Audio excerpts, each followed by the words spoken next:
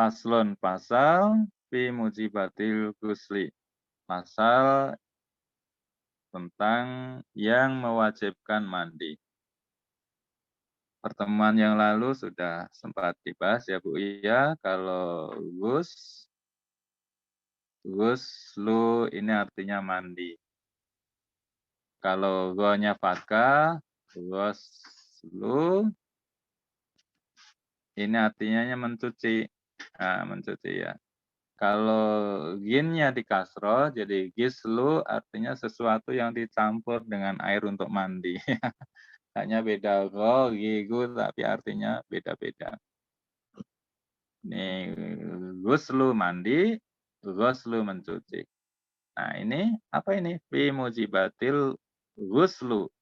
Fi mujibatil gusli. Perkara-perkara yang mewajibkan mandi.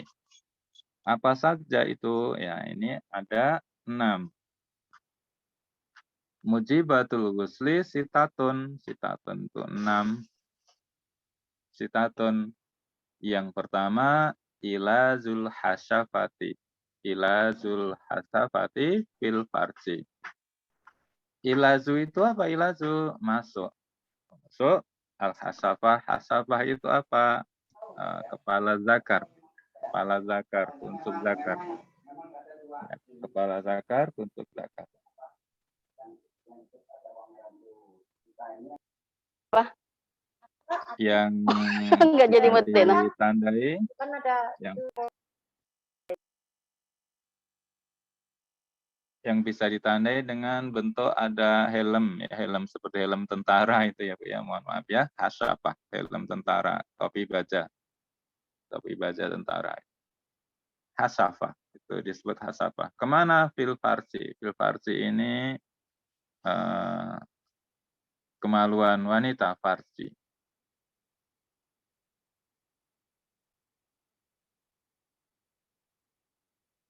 Jadi yang pertama ilazul hasyafah fil farji, ini wajib mandi.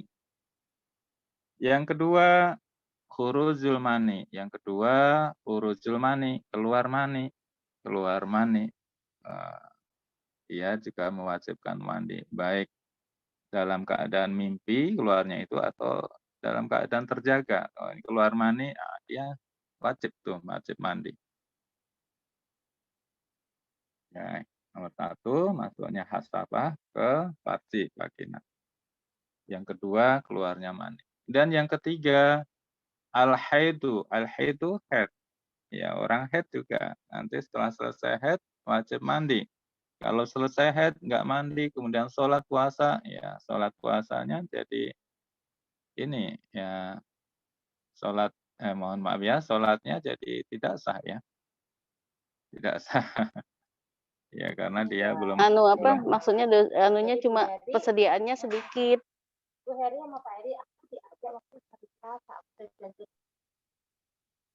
Kemudian yang keempat, yang mewajibkan mandi yang keempat adalah nifas. Nifas itu apa? Ya. Darah yang keluar. Aku sama pasca bapaknya melahirkan. Pfizer. Memang awal-awal. Darah yang keluar pasca melahirkan. Yang kelima, yang mewajibkan mandi yang kelima ada al-wiladah. Al-wiladah. Apa itu melahirkan? Nanti ada melahirkan yang wajib mandi. Tapi nanti kita bahas berikutnya Bu ya. Kita satu persatu bahas. Sekarang kita selesaikan dulu. Sampai 6. Mewajibkan mandi. Yang mewajibkan mandi ada 6 perkara. Yang terakhir adalah, ya ini tambahan ya. Sebenarnya tambahan. Karena ini nanti yang punya kewajiban juga. Yang punya kewajiban orang lain ya, yang punya kewajiban orang lain. Kalau kita nomor 1 sampai 5 saja. Nomor 1 sampai 5 ya. Sedangkan nomor 6 nanti yang kena wajib itu orang lain, bukan kita ya. Kenapa? Ya kitanya yang meninggal, yang memandikan nanti kan orang lain. Ya, maksudnya al-maut ini ya, orang mati wajib dimandikan. Tapi yang kena wajib itu orang lain. Kalau ternyata dia tidak dimandikan, ya dia tidak dosa. Ya jenazahnya tidak dosa. Yang dosa orang-orang sekitarnya yang tidak memandikannya. karena dia yang jatuh kewajibannya pada orang lain, bukan kita. Baik, kita lanjut. Ya, diulang ya, mujibatul ghusli yang mewajibkan perkara-perkara yang mewajibkan mandi. Yang pertama, ilajul kasyafah fil farsi. Masuknya kasyafah, zakar, itu kepala zakar, untuk zakar kasyafah itu ya. Fil farsi kepada farsi, vagina. Kemudian yang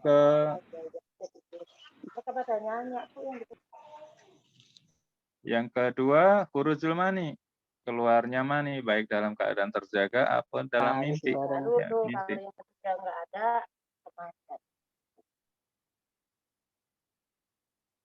iya, udah ujung. Belum pasti belum bulan. Aku lebih. Hah? Ibu-ibu, Aku suaranya malah dulu. udah hampir 9 bulan. Ibu, suaranya Ibu sangat mengganggu.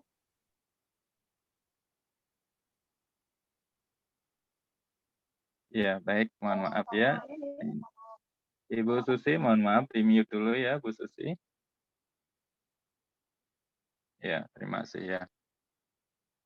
Kemudian yang ketiga, al-haid, ini yang para wanita dewasa ya.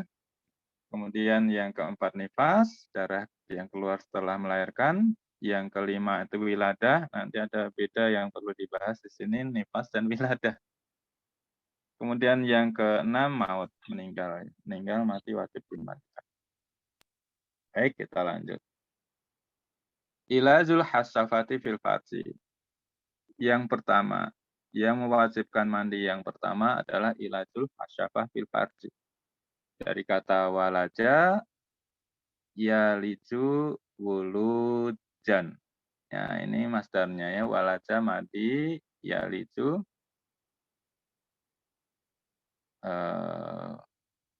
Mudareknya ya Bu ya, mudareknya yaliju. Wulujan. Kemudian ditambahkan alif jadi fiil sulasi majid, aulaja yulidu ilajan. Ya, ilajan. Kalau walaja artinya masuk. Kalau aulaja yulidu ini memasukkan, sama dengan atkola. Atkola dari kata dakhola. Dakhola masuk, kalau atkola masukkan. Ya, ilaju ini adalah masdar. Masdar dari apa? Dari aulaja yulidu ilajan. Ya, ini masdarnya. Al-hasyafati, ya hasafah tadi ya. Hasafah itu kepala zakar. Fil farji itu vagina. Walaja yulidu wulujan. Aulaja yulidu ilajan. Nah, baik ya. Masuknya hasafah seperti apa yang mewajibkan mandi? Ya, itu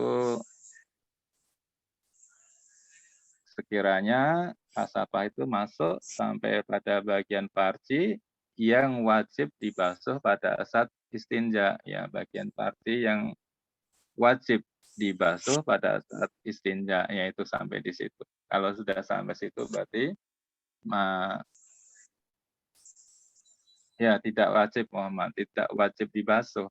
Berarti udah masuk ke dalam ya, udah masuk ke dalam kepalanya itu. Tidak wajib dibasuh dari bagian farji. Ketika ya, cebok istinja itu tidak dibasuh itu, ya udah masuk di situ, berarti mewajibkan mandi. Apabila sebaliknya tidak sampai di situ, ya asafahnya tidak masuk sampai pada bagian yang tidak wajib dibasuh ketika istinja, ketika cebok, ya berarti tidak wajib mandi. Jadi ukurannya adalah hasafah, kepala zakarnya itu. Ya masuk atau belum nih ya. Kalau hanya di luar nempel di bagian yang dibasuh ketika istinja, oh berarti belum wajib mandi. Ya, kalau sudah masuk, sudah nempel nih ke bagian yang tidak wajib dibasuh pada saat istinja, bagian vagina, nah berarti dia sudah terkena ini pasal ilazul hasafati fil farji yang nomor 1. Pasal nomor 1 dia wajib mandi. Baik, kemana saja ini? Ternyata kebanyak ini ya Bu ya. Baik dia memasukkan hasafahnya itu ke manusia atau mohon maaf ini ke hewan. Kenapa ini ke hewan dibahas? Karena kejadian ini. Zaman Rasul kan pernah kejadian. Ya, manusia yang mohon maaf ya, ini naudzubillah yang menggauli binatang. Kemudian Rasulullah memerintahkan bunuh dua-duanya. Ya, bunuh dua-duanya. Baik ya manusianya atau hewannya. Ya. Baik itu hidup atau mati. Kok dibahas juga mati? Kejadian juga ini, Bu. Bukan hanya zaman sekarang. Zaman Nabi Musa kejadian. Manusia yang menzinai jenazah. Zaman Rasulullah Muhammad ada juga manusia yang menzinai jenazah. Ini fikih membahasnya karena ada pernah kejadian dibahas.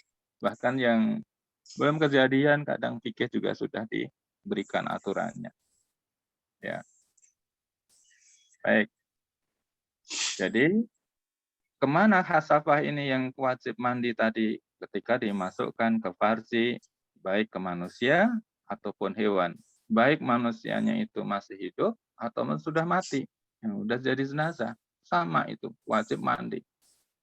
Ketika dia berbuat maksiat, kalau ke jenazah berarti kan durhaka itu Pak ya, maksiat luar biasa. Dia harus bertobat kepada Allah. Kalau tidak ada hukum yang mengharuskan yang bisa melaksanakan menghukum mati, ini hukumannya mati itu ya Bu ya, keras nih ya.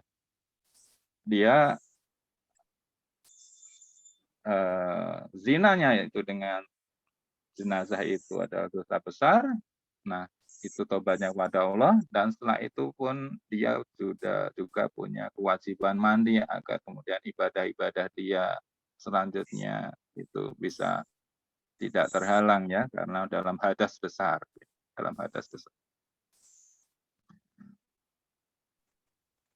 Kemudian baik tua ataupun anak kecil, nah mohon maaf ini, kadang kita dengar juga ini pelecehan seks ya, anak-anak kecil yang kurang berawasi baik di sekolah, mohon maaf ini pernah kita dengar.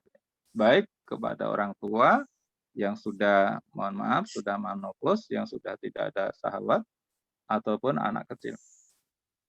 Kemudian baik dalam keadaan sadar, ataupun tidak sadar. Dalam keadaan tidak sadar, maksudnya tidak sadar gimana? Ya, bisa dalam keadaan tidur, tapi di saat tidur itu digauli. Maka baik yang menggauli ataupun baik yang menggauli atau yang digauli dalam posisi tidak sadar ataupun tertidur tadi, ketika sadar dan diberitahu maka dia punya kewajiban mandi. Ataupun dipaksa. Nah, ketemu dengan mohon maaf ya bukan orang baik, dipaksa. Itu juga punya kewajiban mandi. Terhadap orang sehat ataupun orang gila, ya sama Bu. Ya, orang gila juga manusia, ini kena ke yang pertama tadi, ke manusia. Nah, untuk ilazul hasafah ini, masuknya zakar ke farji ini, baik keluar mani ataupun tidak. Ini keluar mani juga wajib mandi, tidak keluar mani juga wajib mandi kalau sudah masuk. Itu kepala zakar. Baik dilakukan kepada pasangan yang halal atau haram. Haram zina, na'udzubillah. Maka dua-duanya juga wajib mandi. Mohon maaf. Ini bahasanya kok, bahas materinya kok seperti ini. Karena ini fikih seperti ini ya Bu ya, mohon maaf. Ya, Bapak ada yang Bapak-bapaknya. Iya, bahasan fikih seperti ini. Mohon maaf, ini rada sensitif banget. Tapi memang harus disampaikan. Karena ini materi fikih juga seperti ini. Maksudnya bahasanya seperti ini. Materinya seperti ini. Baik, jadi mohon maaf. Ada pezina yang baik itu sudah menjadi profesi atau terjerumus, gitu ya, terjerumus. Dia bukan profesi. Kalau profesi dia secara sadar ya, tapi kalau zina terjerumus dia terkadang lupa karena terlupa. Nah, itu juga wajib zinanya dosa besar, dia harus bertaubat dan dia harus mengangkat hadas zinanya itu agar kemudian ibadah-ibadah lainnya bisa diterima atau tidak terhalang. Nah, ini yang pertama. Jadi yang mewajibkan mandi yang pertama seperti ini. Masuknya hasyafah ke dalam farji. Kemudian yang kedua, ya baik.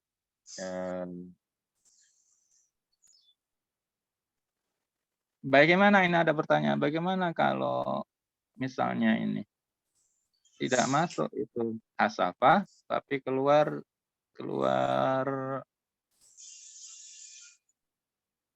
mani ya misalnya Ibu ya, karena istrinya sedang haid, tapi istrinya paham suaminya ya dengan keterampilan tangan sehingga akhirnya keluar mani. Nah, memang dia tidak kena pasal masuknya hasyafah ke farji, tapi nanti dia kena pasal keluarnya air mani ya, keluarnya air mani. Baik, kita lanjut yang kedua khurujul mani. Sebentar Ustaz. Ya. Ya Bu. Saya mendengar ada teknologi hari ini. Jadi ada orang yang menderita suatu penyakit ya, itu kelainan di bagian vaginanya sehingga dia tidak bisa melakukan hubungan suami istri, maka dilakukan oleh dokter suatu usaha dengan memasukkan alat. Jadi saya dapat cerita langsung dari orangnya gitu ya. Alat ke vaginanya itu berulang-ulang. Nah, ini bukan kasyafah sih, tetapi adalah alat. Nah, tiba di sini hukumnya bagaimana, Ustaz? Ya, baik ya. Ini bisa terjadi ya ke beberapa orang yang sedang kena musibah seperti itu. Baik, kalau itu dilakukan oleh suaminya, maksudnya dibantu suaminya, maka jadi halal. Nggak apa-apa, Bu. Ya, halal. Boleh maksudnya ya. Seperti juga seorang suami, kalau dia melakukan sendiri dengan tangannya kan haram, tidak boleh. Tapi kalau oleh tangan istrinya, jadi halal, boleh. Nggak apa-apa. Boleh, Bu, itu. Tapi tidak dengan dokternya ya? Ini Allah dengan dokter ini ya. Ini dokternya Harus ini. dengan dokter. Alatnya itu memang harus dengan dokter, tidak bisa dengan oleh suaminya. Dia katanya punya kelenturan tersendiri atau apa sehingga memang dia alhamdulillah berhasil keluar dari ketidaknyamanan itu gitu. Jadi yang saya tanya apakah hukumnya di sini tetap dia sama dengan kasyafah tadi atau tidak? Oh iya ya. Baik ya. Kalau itu hukumnya beda ya. Beda, bukan kasyafah. Tapi dia nanti kena wajib mandinya di keluar mani ya Bu ya, keluar mani. Kan wanita juga sama ya. Dalam posisi ketika mencapai puncak ya, orgasme ya itu kan keluar juga ya. Nanti kena wajib mandinya di sana. Ya, gitu ya Bu ya. Ya, baik kita lanjut.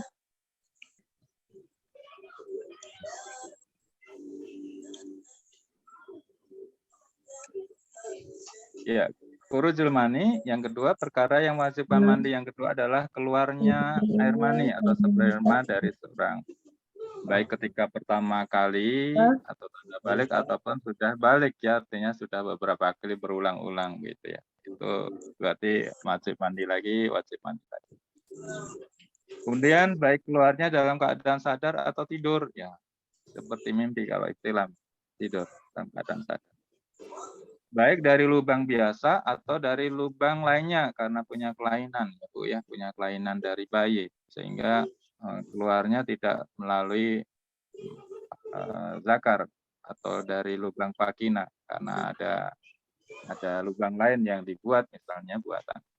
Tapi kalau itu diyakini adalah mani maka dia juga kena pasal khurujul mani, wajib mandi.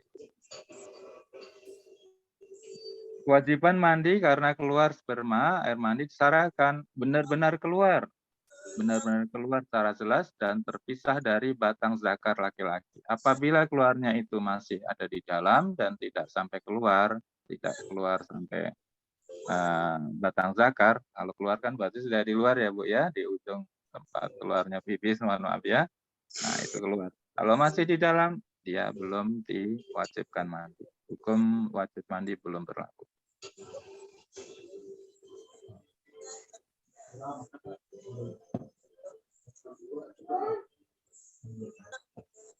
Kemudian yang kedua, keluar sampai pada bagian yang wajib dibasuh dalam istinja pada farji mani ketika dia seorang perempuan. Nah ini juga ya, kena pasal wajib mandi.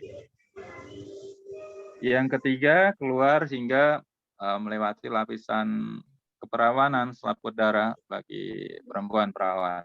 Nah ini wajib mandi. Ya ini berarti mimpi ya, mimpi ya.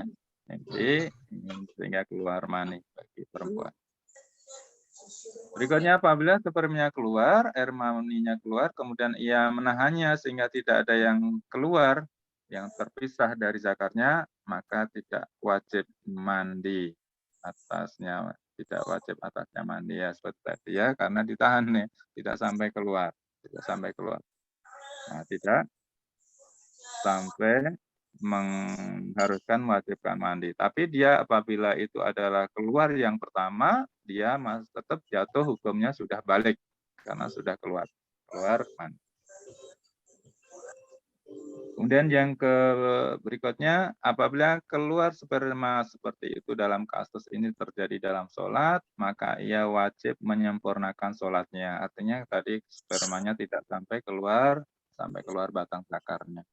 Atau kalau wanita ya tidak sampai keluar melewati batas selaput tadi ya Bu ya, selaput darahnya ya dari perawan. Ya, baik kita lanjutkan masih huruf mani. Tanbih.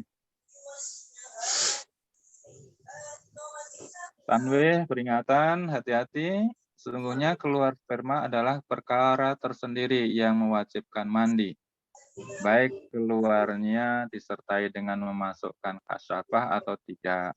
Ya, ini keluar sperma kan pasal nomor 2, sedangkan memasukkan kasyafah pasal nomor 1 tadi ya Bu ya, ada berbeda. Yang kedua, memasukkan kasyafah juga perkara tersendiri yang mewajibkan mandi, baik ketika dimasukkan disertai mengeluarkan sperma atau tidak. Ya, kalau sudah kasyafahnya masuk, baik keluar sperma atau tidak, air mani atau tidak, maka dia wajib mandi. Nomor 3, dengan demikian antara dua perkara ini terdapat pengertian umum dan khusus. Sedangkan bermimpi tidaklah mewajibkan mandi kecuali apabila disertai keluarnya sperma. Kalau hanya bermimpi, mohon maaf, mimpi berjima, kasyafahnya masuk, mohon maaf ya, tapi tidak sampai mengeluarkan mani, ya tidak wajib mandi dia kalau dalam mimpi. Tapi kalau sampai mengeluarkan mani, nah dia berarti kena ini pasal yang nomor 2 ya, dia wajib mandi. Ini bagi anak-anak yang belum balik ya, biasanya disampaikan yang berikutnya. Cairan air mani ini spermanya memiliki 3 ciri. Yang pertama baunya seperti adonan roti ketika posisinya masih basah. Ya, ketika sperma itu basah, nah, baunya seperti adonan roti. Kemudian apabila kering, posisinya kering, baunya seperti putih telur. Nah, ciri khas sperma. Nah, nanti diberitahukan ke anak-anak kita yang sedang balik ya Bu ya, agar nanti paham dia ini. Oh ini apa ini? Ini pesan mama dulu, kata mama ciri-cirinya seperti ini ya. Berarti dia nyambung nanti. Oh, berarti sudah dapat nih, sudah balik. Kemudian yang kedua, sperma itu keluarnya terpancar atau muncrat. Ya, muncrat. Dan hentakan. Dan yang ketiga, ketika keluar itu ada rasa enak, ada rasa nikmat. Nah, ini ciri-ciri sperma seperti ini. Nah, khusus untuk perempuan, air mani perempuan yang keluar dengan muncrat ini tidak selamanya ya. Ada yang keluar aja tanpa hentakan, tanpa muncrat kalau untuk perempuan. Nah, ini ada beda sedikit terjadi pada perempuan. Baik, yang berikutnya yang ketiga. Yang mewajibkan mandi yang ketiga adalah haid. Haid adalah darah yang secara tabiat keluar dari dasar rahim perempuan pada waktu-waktu tertentu. Bukan darah penyakit, bukan darah istihadah ataupun nifas. Bukan. Jadi darah sehat saja. Bukan darah penyakit. Karena memang siklus. Siklus. Sedangkan darah istihadah adalah darah penyakit. Keluarnya setelah darah haid atau sebelumnya. Baik sebelum balik atau setelah balik. Ini darah istihadah. Warnanya juga agak beda ya Bu ya. Kalau darah istihadah biasanya karena darah penyakit dia rada kuning. Ya, menurut mazhab Syafi'i, haid paling singkat adalah 1 malam atau 24 jam. Paling singkat. Ini paling singkat. Haid paling lama menurut mazhab Syafi'i 15 hari. Bagaimana kasus yang haidnya terputus-putus seperti yang dulu salah satu ibu pernah tanyakan ya, apakah ketika haidnya terputus itu wajib sholat atau tidak? Nah ini, menurut mazhab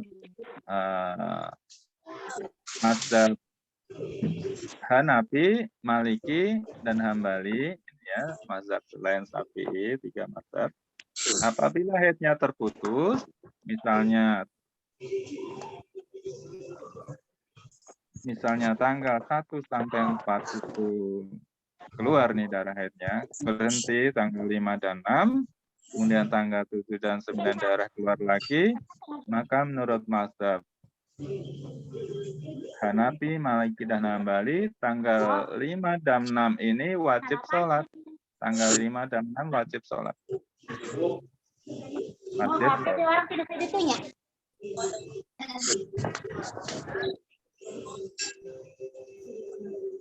Wajib sholat. Tanggal ketika berhentinya.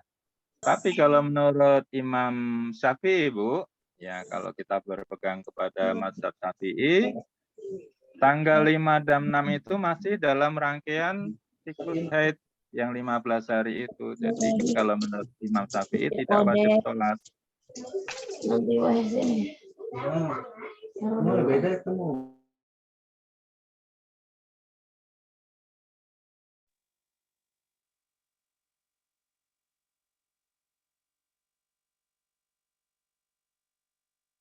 Jadi Ibu silakan ya, kalau mengikuti mazhab Syafi'i, haid terputus tidak wajib sholat.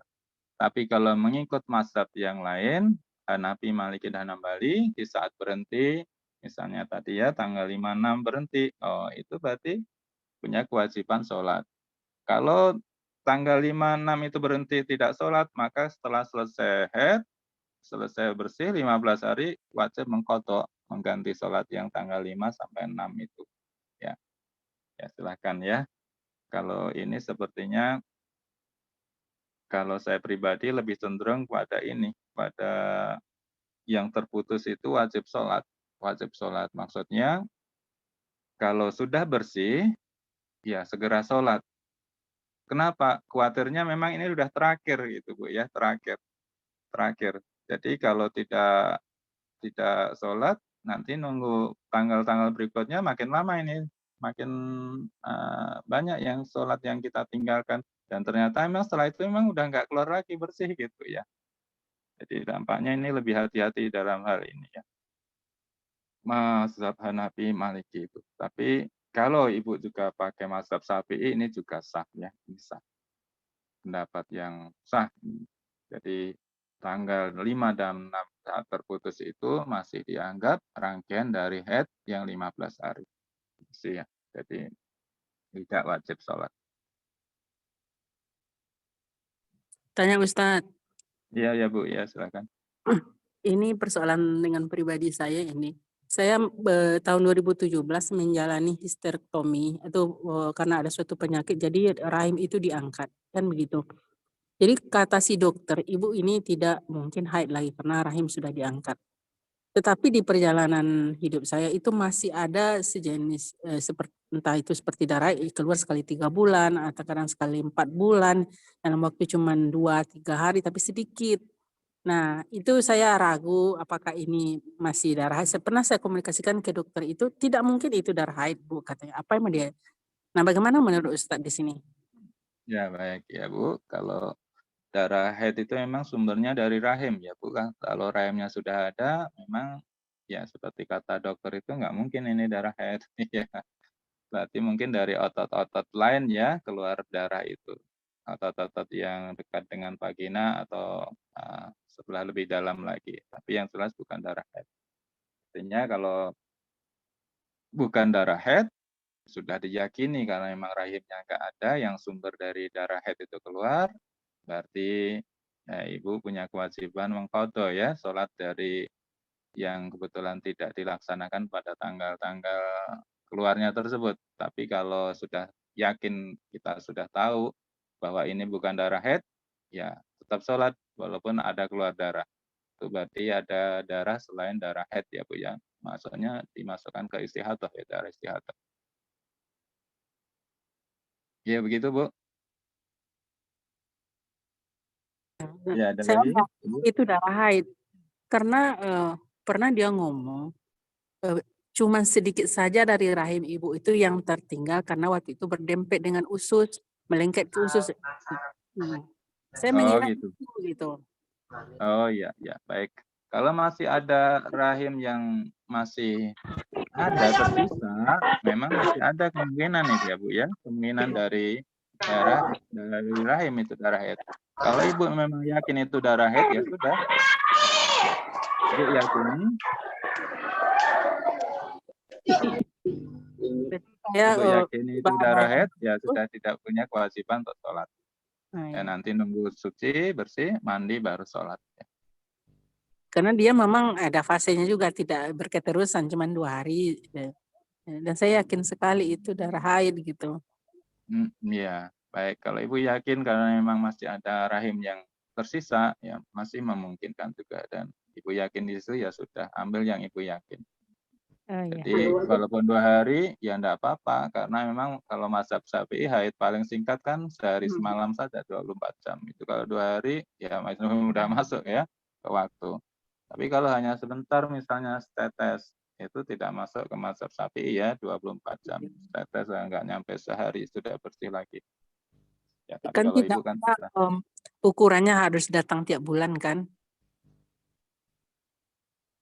enggak, iya enggak. Ada yang terakhir. Syukran Ustaz. Iya baik Bu, iya. Baik, kita lanjut. Yang Abi keempat. mau nanya ya. Bi. Iya, ya Unilinda, silakan. Ini kan apa sih mazhab ini standar membuat mazhab ini dari imam-imam itu ada standar juga Al-Quran hadis juga Bi. Nah kata ada yang terlalu jauh berbeda kayak tadi kan ada yang tidak mewajibkan salat dan yang satu lagi mandi wajib salat gitu. Itu standar imam-imam itu berstandar ke Al-Quran dan hadis dalam penyusunan mazhabnya itu Bi. Iya, kalau imam udah pasti ya, Bu, Unilinda ya. Kalau kelasnya Imam Syafi'i, Imam Mazhab itu beliau kan bukan hafal Quran aja, tapi yang beliau hafal jutaan hadis ya. Jadi hadis itu jutaan yang dihafal di. Berarti perbedaan yang terjadi itu karena cara dia memahami gitu ya, lebih ya. Ya, dan dua-duanya memang bisa benar. Seperti lamas tumunisa itu ya. Kalau dalam wudhu itu, lamas tumunisa, itu Imam Syafi'i kan bersentuh kulit perempuan laki-laki batal wudhu. Tapi menurut Imam Malik, tidak. Ya, dua-duanya dari Quran. Dan kuat semuanya dua-duanya. Maka silakan pakai. Ketika mau pakai mazhabnya Imam Syafi'i berarti batal. Kalau mau pakai mazhabnya Imam Malik bersentuh kulit nggak batal. Itu ya Bu ya. Dua-duanya kuat ya. Beliau orang-orang terpilih ya. Iya, iya. Bukan hanya Quran, tapi jutaan hadis. Seperti Ahmad Ibn Hanbal itu 1 juta hadis beliau hafal. Bukan hanya matan, termasuk rawinya, itu luar biasa. Oh, Jadi iya. Ya, makasih ya, beliau, Bi. ya silakan. Makasih, Bi. Baik, kita lanjut. Nifas. Nah, sekarang yang kelima, yang mewajibkan mandi yang kelima adalah al-wiladah. Apa itu al-wiladah? Melahirkan. Diwajibkan mandi atas perempuan yang melahirkan anak. Ya, mandi yang bagaimana yang diwajibkan? Karena biasanya kalau melahirkan itu diikuti nifas. Kalau mandi wajib bagi orang yang melahirkan itu adalah ketika kondisi kering. Kondisi kering, Bu. Kondisi kering itu maksudnya apa? Tidak disertai nifas. Ya, lahirnya lahir kering nih maksudnya. Tidak ada nifas. Nah, kalau tidak ada nifas, ini wajib mandi.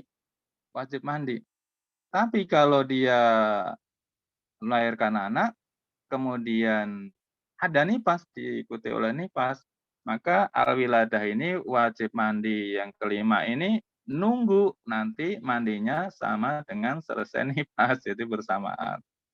Jadi mandinya mandi melahirkan, pasca melahirkan, dan mandi selesai nifas. Niatnya itu untuk mengangkat hadas tadi ya Bu, setelah melahirkan dan setelah nifas. Tapi mandinya sekali saja.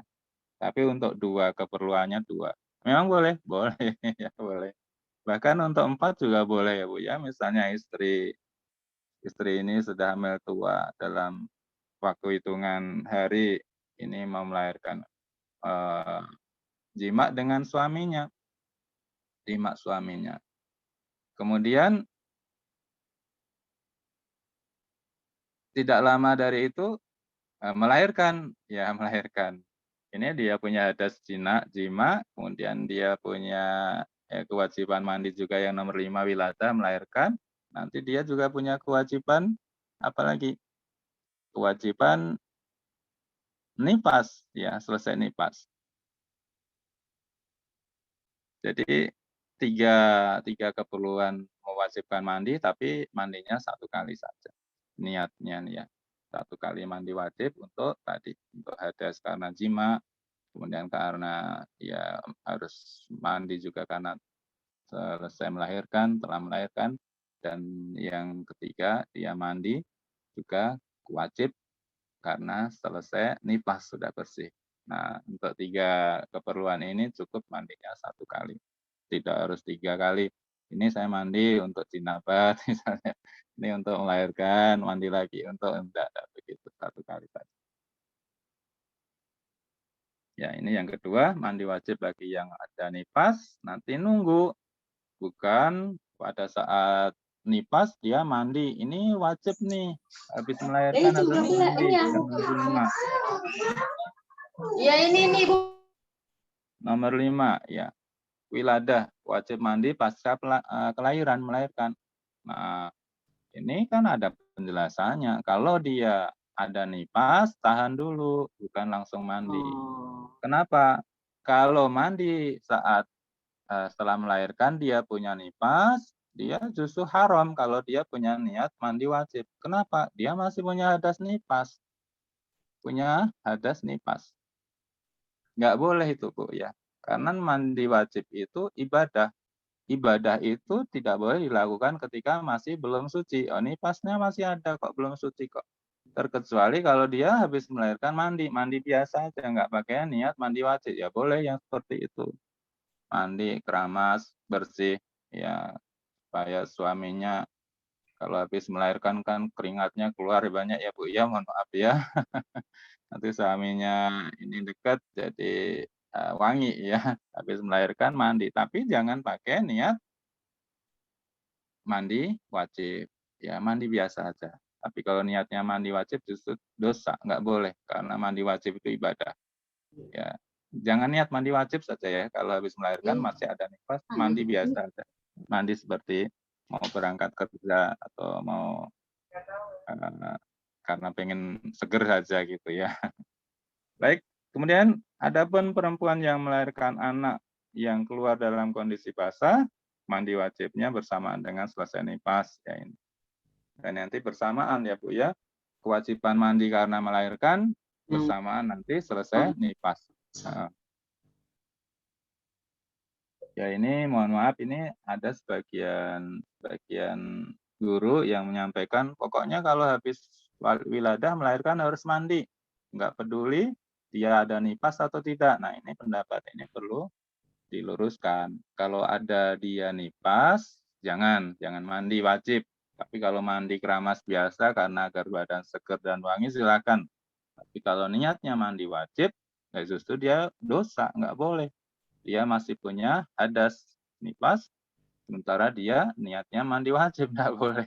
Harus nunggu bersih dulu mandi wajibnya. Ini Ya, yang baik. kayaknya kami lakukan ya, Ustaz. Jadi memang Ya. kami pada wanita memahami adanya wajib mandi wiladah. Jadi kadang-kadang udah mau pingsan habis melahirkan tuh mandi juga tuh, Ustaz.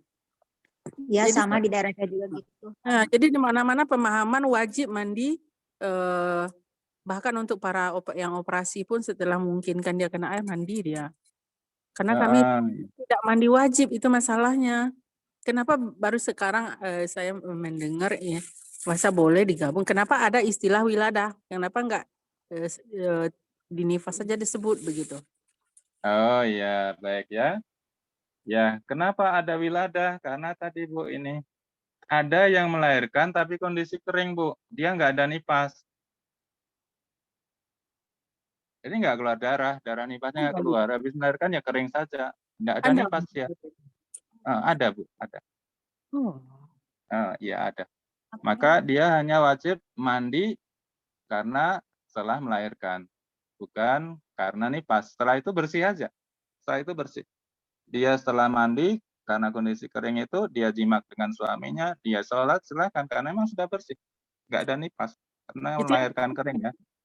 Yang sesar itu tuh yang mengalami itu. Saya nggak mencoba sesar. Tidak selalu sesar Bu. Sesar kadang juga melahirkan basah ya. Setelah sesar itu sisa-sisa nifasnya juga masih keluar ya, keluar dari mohon maaf ya dari vagina. Ya, berarti keliru kami selama ini. Sudah selesai melahirkan. Ya betul Bu. Memang banyak Kan begitu beredar di masyarakat kan adanya mandi wiladah kayak gitu. Iya, tapi ada penjelasannya untuk wiladah ini apabila dia melahirkan dalam kondisi kering, maka wajib mandi. Kalau dia ada nifas, maka mandi wiladahnya nanti digabung saat nifasnya selesai. Begitu, Bu. Sahih ya, saya pendapatnya ya.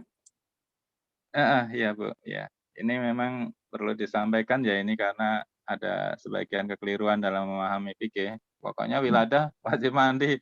Wiladah gimana dulu? Iya.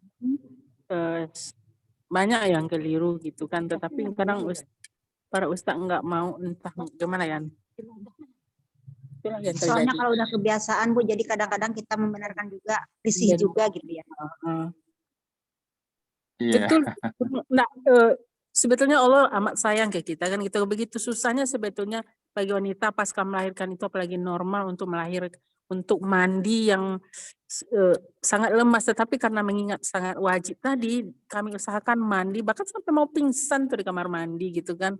Nah, untuk padahal syariat tidak seperti itu kan. Iya betul ya. Ya nanti tolong disampaikan ya Bu ya, ini ada pemahaman fikih yang perlu diluruskan tentang wiladah ini. Ya sebagian ya. Baik yang Ustadz, bedanya mandi wiladah sama mandi wajib nifas apa? Ya ini tadi. Wiladah itu mandi setelah melahirkan itu wajib mandi Bu. Setelah lahir bayi itu kita punya kewajiban mandi.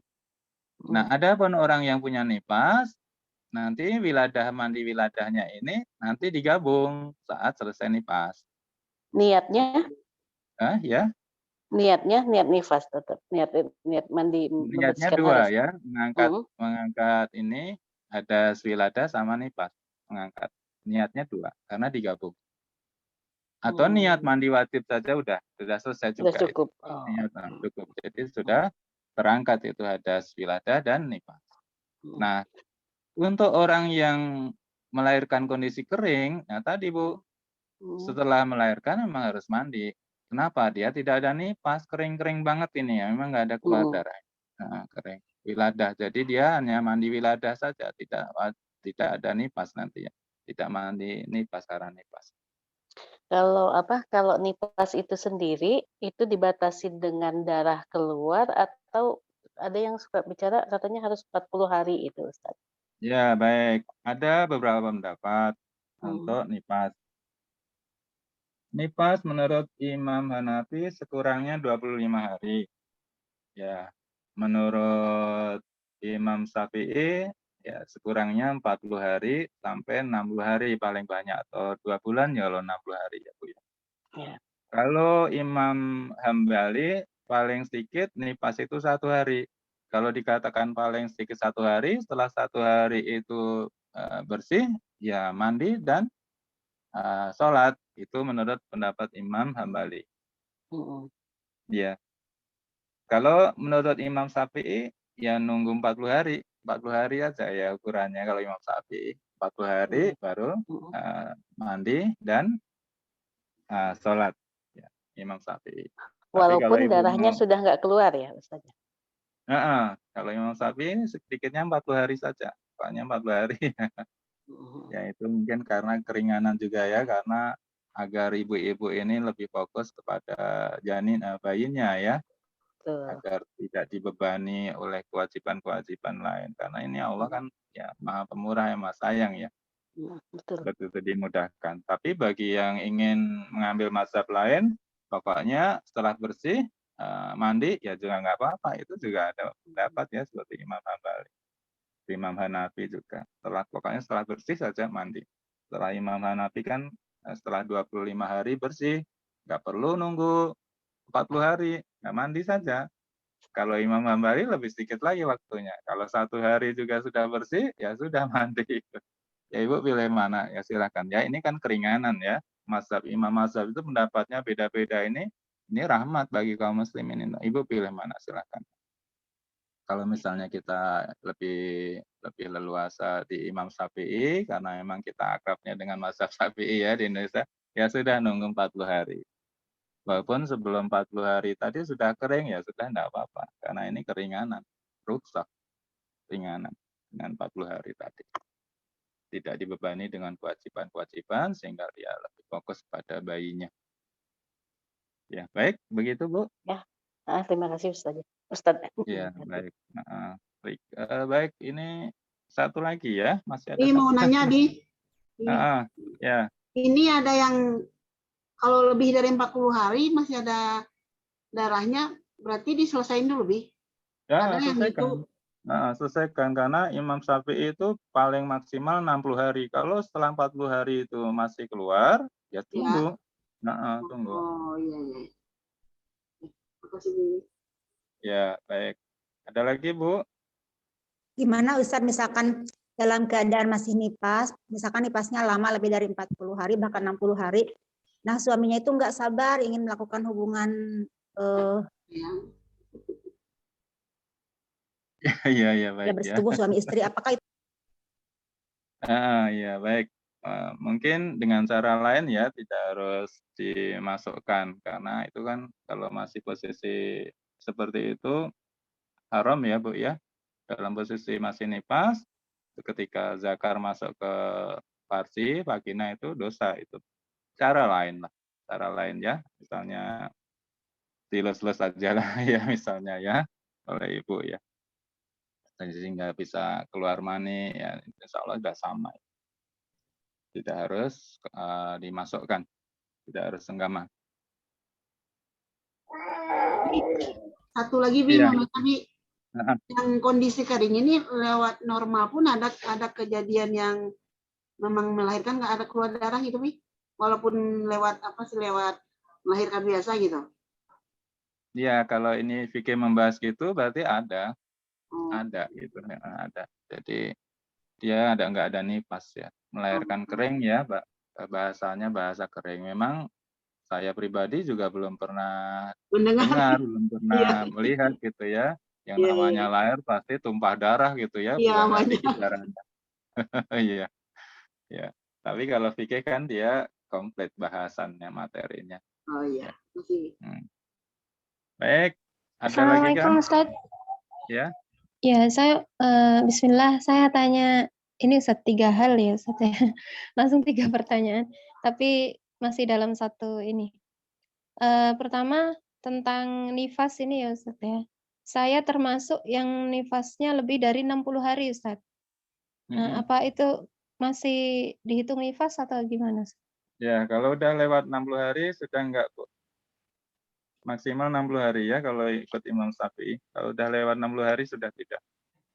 Walaupun darahnya itu masih ada ciri-ciri lanjutannya gitu Ustaz? Kalau sudah lewat 60 hari maka sudah dianggap darah istihadah itu. Dan itu juga Ustaz, saya kalau haid juga kadang pernah 1 kali, itu haid pertama kali saya, karena termasuk ini ya, di antara teman-teman saya yang paling terlambat haid. Jadi kayak kayak apa ya, jadi saya tuh haid sampai 25 hari Ustaz, deras terus dari awal sampai akhir. Ya Nah, baik itu ya. gimana Ustaz? Ya, kalau Imam Malik masih bisa sampai 20 hari ya. Kalau Imam Malik, kalau Imam Syafi'i membatasi 15 hari maksimal haid itu. Terus pertanyaan ketiga Ustaz ya. Ya. Jadi dari saya awal melahirkan anak yang pertama sampai sekarang yang ketiga itu saya KB ya Ustaz ya. Dengan ini pil hormon, pil ya. Nah, itu ketika saya minum teratur itu haidnya sebulan 2 kali, satu siklus itu biasanya sampai 10 hari lebih ya, tapi nggak sampai 15 hari. Itu kalau 1 bulan 2 kali kan hampir habis itu Ustaz 1 bulan. Masa suci saya hampir habis gitu Ustaz ya. Terus saya hitung kan katanya, masa suci dihitung 15 hari gitu Ustaz ya. Tapi saya nggak sampai 15 hari sudah haid lagi, jadi 1 bulan itu 2 kali. Kemudian saya pikir, mungkin saya ini aja ya, pilnya itu saya nggak minum setiap hari, saya coba. Ternyata haidnya itu juga begitu, 2 hari haid, 1 hari suci, besok lagi haid lagi 3 hari, kadang 1 hari, dan itu 1 bulan nggak teratur Ustaz. Itu kan ada pengaruh dari hormon. Apa itu termasuk dihitung istihadah atau bagaimana? Dulu kan belum ada Ustaz ya, pil apa, KB hormon ya. Iya, baik ya. Ini berarti haidnya terputus-putus ya Bu ya, sehari 2 hari terus berhenti begitu? Iya Ustaz. Ya, sehari 2 hari berhenti. Kemudian haidnya sebulan bisa 2 kali ya? Iya, itu kalau minumnya teratur setiap hari Ustaz. Ya baik, ya pakai mazhab tadi ya Bu ya, yang lebih berhati-hati. Jadi ketika posisi suci, sholat saja. Nanti begitu haid keluar lagi ya berhenti begitu. Enggak dihitung istihadah ya Ustaz ya? Nah ini kalau siklusnya sudah berubah, maksudnya karena hormon, sehingga memang siklusnya haidnya itu bisa sebulan 2 kali, ini yang perlu diteliti lebih lanjut ya Bu ya. Yang haid yang kedua dalam 1 bulan itu benar-benar haid atau istihadah ini ya. Perlu konsultasi ya, konsultasi dengan dokter ya, ciri-ciri darahnya seperti apa. Ataukah sama dengan yang pertama. Kalau sama berarti memang benar ini haid juga ya. Yang haid kedua dalam 1 bulan 2 kali itu haid terus itu berarti ya. Kalau sudah haid terus berarti ada siklus yang berubah. Itu bukan hanya bulanan ya, bukan datang bulan tapi datang mingguan ya. Datang mingguan nih yang harus, mohon maaf, harus konsultasi, banyak-banyak konsultasi ke tempat lain ya. Tapi untuk jaga-jaga, untuk lebih aman tadi, begitu suci, sholat aja. Suci, sholat, datang, berhenti. Suci, sholat. Begitu. Begitu ya Bu ya? Iya Ustaz. Ya, baik. Yang terakhir ini satu lagi nih, waktunya sudah habis, tapi masih ada satu, saya selesaikan ya, mohon izin ya Bu. Yang keenam yang mewajibkan mandi adalah al-maut, mati. Mati bagi orang yang gugur di jalan Allah tidak boleh dimandikan. Ya, tidak boleh dimandikan, justru haram. Kenapa? Karena darahnya nanti adalah eh, seperti kasturi ya di akhirat nanti ketika dibangkitkan darahnya mengucur itu wangi. Orang-orang yang mati syahid sudah dibiarkan dengan darahnya, dengan pakaiannya yang compang-comping yang kena sabetan pedang ya dikubur dengan apa adanya. Waktu meninggalnya seperti itu ya, tidak dimandikan, tidak dikafan.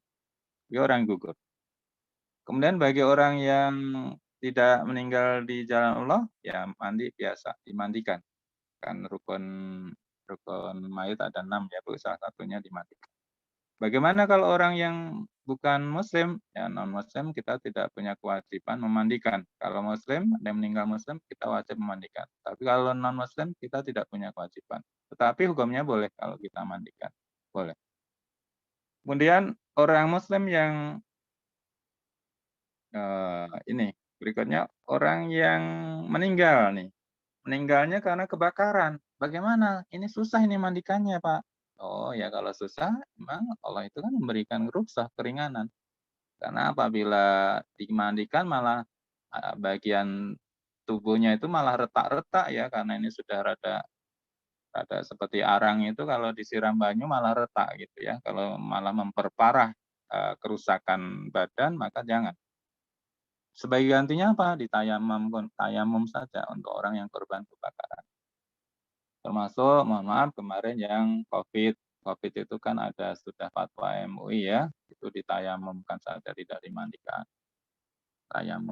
Tayamumkan seperti biasa ya, berarti wajah dan tangan saja sudah, tidak semua badan dilumuri debu, tidak diusap debu, tidak. Tayamum saja standar tayamum, wajah dan tangan sudah.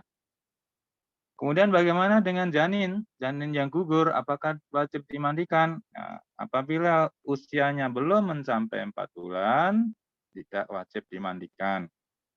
Kalau usia janin itu sudah mencapai 4 bulan, maka wajib dimandikan. Nah ini Bu, ya janin yang keguguran itu ukurannya 4 bulan. Kalau belum 4 bulan, oh tidak wajib nih dimandikan.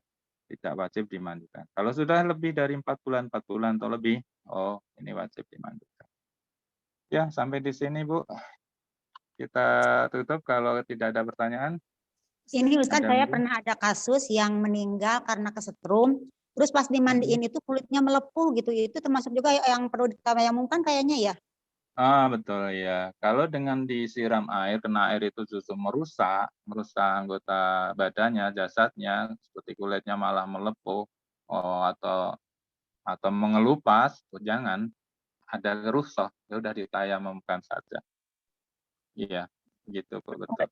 Ibu yang dikurek ini gimana hukumnya Ustaz? Apakah dia ada nifas di sana? Kita wajib mandi?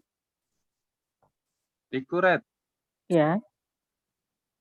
kuret ya, dikuret termasuk ini ya, termasuk dia melahirkan ya, masih mandi juga Bu, wiladah yang melahirkan. Walaupun melahirkannya keguguran ya, dianggap keguguran itu kan kalau kuret ya. Mandi. Iya, benar. Wajib, ada wajib wiladah itu, keluar janin, janin atau bakal janin pokoknya ya wiladah itu ya.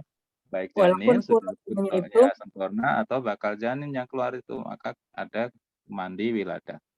Ya, mandi wiladahnya kapan? Ya, kalau setelah guguran itu masih ada darah nifas, masih ada darah yang mengikuti, ya nunggu nanti selesai suci, selesai berhenti darahnya.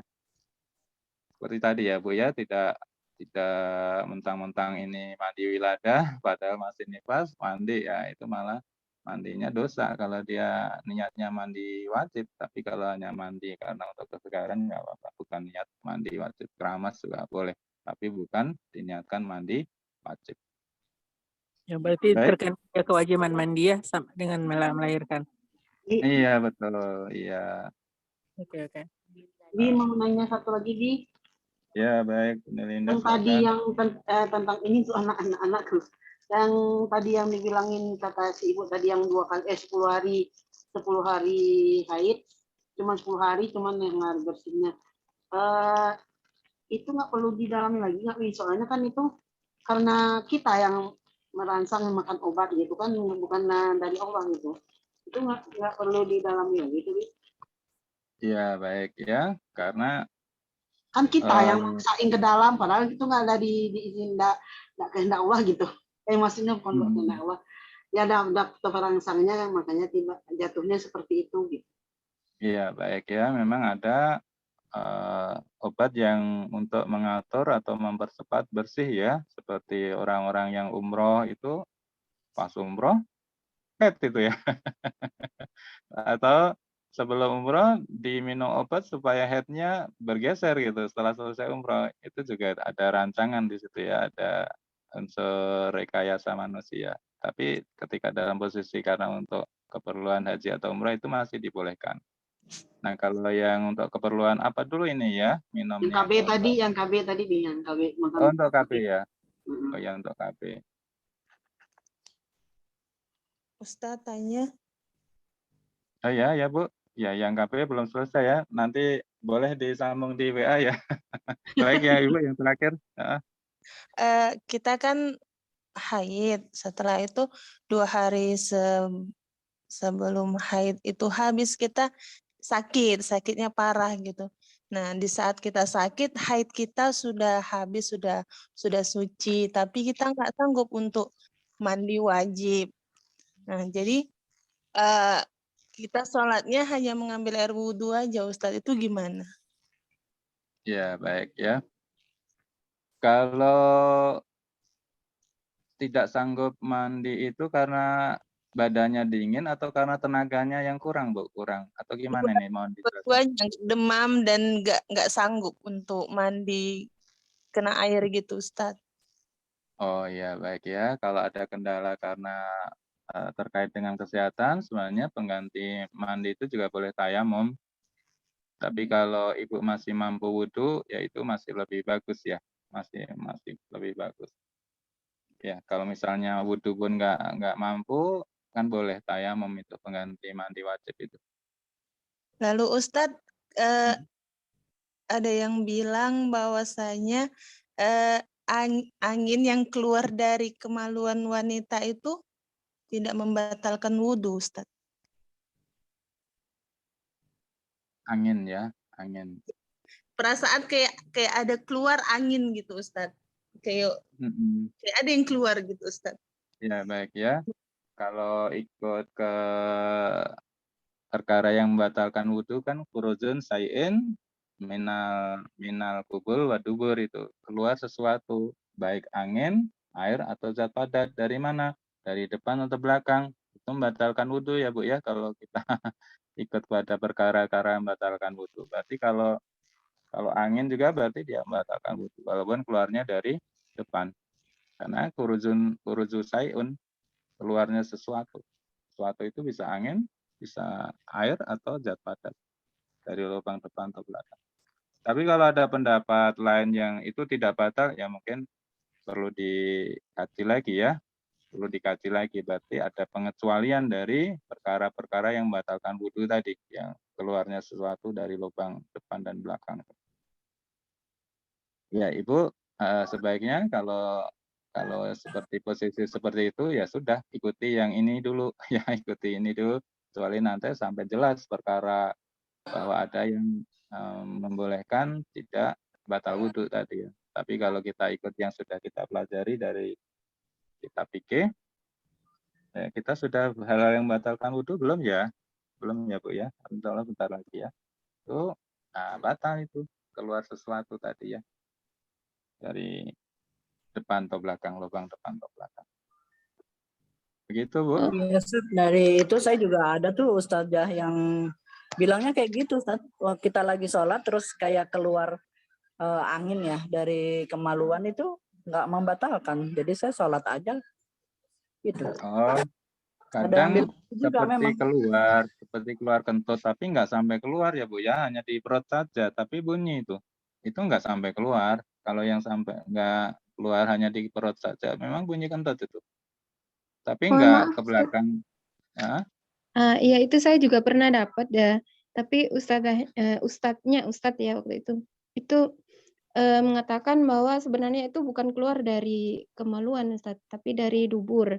Cuma karena keadaan ketika entah posisi bagaimana, dubur itu ketika keluar apa ya?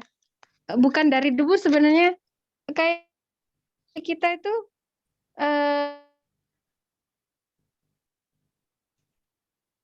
bukan sebenarnya itu.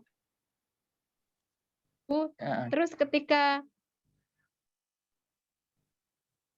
udara yang masuk tadi yang tertangkap ke dalam itu keluar dari kemaluan Ustadz. Jadi enggak murni itu dari kemaluan atau itu dari kentut, enggak. Tapi udara yang terjebak gitu.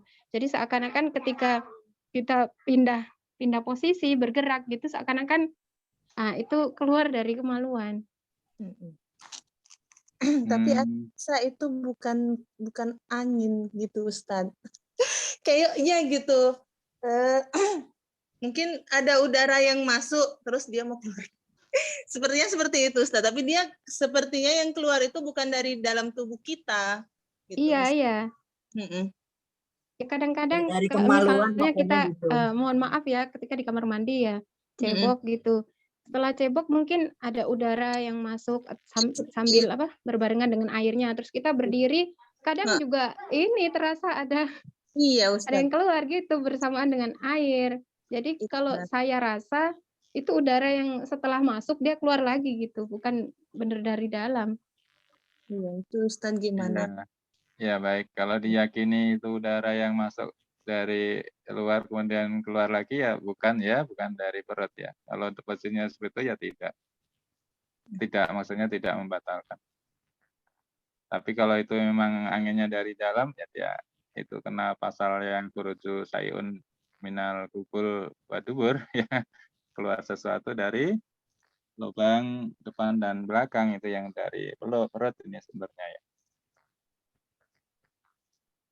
Atau dari ya seperti ini ya Bu ya, seperti orang yang mohon maaf yang kena sakit batu, kencing batu itu kadang kan keluar batu juga ya. Kalau keluar batu kan juga walaupun itu bukan dari perut ya, itu kan keluar sesuatu ya dari lubang depannya itu ya. Itu juga membatalkan wudhu. Nah, keluarnya batu. Dan batu termasuk sesuatu. Jadi pokoknya keluar dari depan atau dari belakang